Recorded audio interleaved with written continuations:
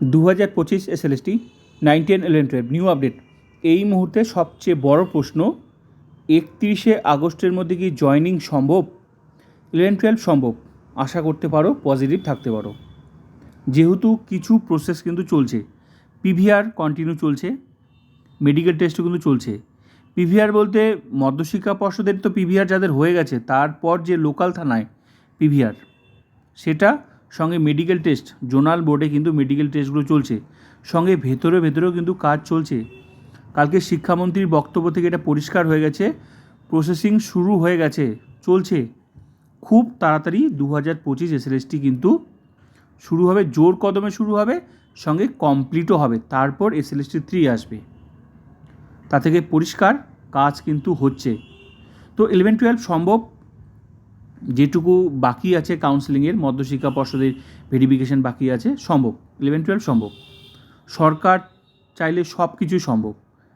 তো 9-10-এরও কিছুটা বাকি থাকার সম্ভাবনা আছে, পুরোটা আমার মনে হয় না পুরোটা কমপ্লিট হবে।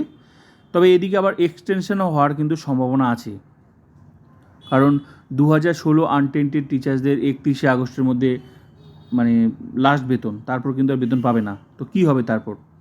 তো এই বিষয়টা কালকের বক্তব্য থেকে এটাও পরিষ্কার, সম্ভাবনা আছে, নিয়োগ তো হবেই, সঙ্গে এটাও একটা সম্ভাবনা যে এক্সটেনশন হওয়ারও কিন্তু সম্ভাবনা আছে। তো আশা করি বেতন বন্ধ হবে না। তো তার মানে যেটুকু প্রসেস বাকি থাকবে 9-10, 11-12 তো সম্ভব। তো যেটুকু 9-10-এ ভেরিফিকেশন বাকি আছে, ইন্টারভিউ বাকি আছে, হ্যাঁ, কাউন্সিলিং তারপর শুরু হবে, যেটুকু তার পিভিআর মেডিকেল শুরু হবে, তো যেটুকু বাকি থাকবে সে তার জন্য তো এক্সটেনশন দরকার। তো আশা করি খুব তাড়াতাড়ি কমপ্লিট হবে। তবে 11-12টা কিন্তু সম্ভব, প্রবল সম্ভাবনা 11-12। তো 9-10টাও খুব তাড়াতাড়ি কমপ্লিট হবে, তবে দেরি হলেও খুব বেশি দেরি হবে না, খুব বেশি কিন্তু দেরি হবে না। মানে এটা ক্লিয়ার হয়ে গেছে যে নিয়োগ কিন্তু হচ্ছেই।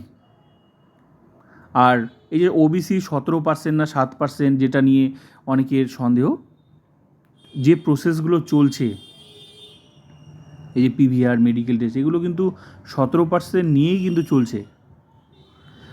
তো আশা করতে পারো, যেহেতু এটা আগে থেকেই শুরু হওয়া প্রসেস, এটা সুপ্রিম কোর্টের নির্দেশে, এখানে 2016 এই পরীক্ষাটা, একটা কথা মনে রাখবে, এই পরীক্ষাটা একদমই আলাদা। এটা কোনো অন্যান্য কোনো পরীক্ষা নয়, অন্য পরীক্ষার সাথে এটাকে একদম মানে মিলিয়ে ফেলবে না।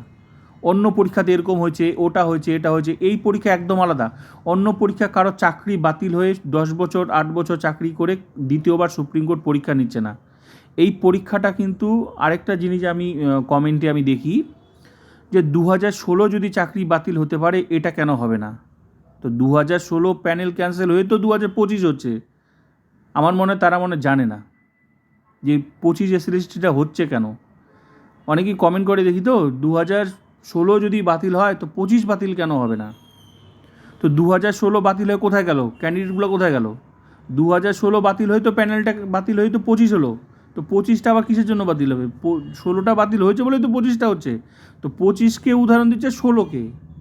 আমার মনে হয় পুরো বিষয়টা জানা নেই যে 25টা কেন হচ্ছে।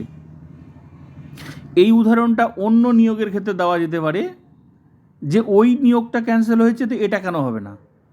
তো 16টা ক্যান্সেল করেই তো, 16 প্যানেলটা ক্যান্সেল করেই তো 25 হলো। 25টাই তো, 25-এর পরীক্ষাটাই তো 16-র পরীক্ষাটা ক্যান্সেল করেই তো 25-এ। এখানে ফ্রেশার্সরা পরীক্ষায় বসেছে, অ্যাকচুয়ালি ফ্রেশার্সদের পরীক্ষা ছিল না। যারা এই কথাটা মানতে চাও না, একটু সুপ্রিম কোর্টের অর্ডারটা দেখে নেবে, ঠিক আছে? মুখের কথা কী দরকার বিশ্বাস করার? যাই হোক, সেটা আলাদা বিষয়। তো পজিটিভ থাকতে পারো, ঠিক আছে? 2025 এসএলএসটি। আর এখানে আমার যেটুকু মনে হচ্ছে, এখানে 17% হওয়ার সম্ভাবনা আছে, যেহেতু 2016 টিচার্সরা এখানে আছে, ঠিক আছে?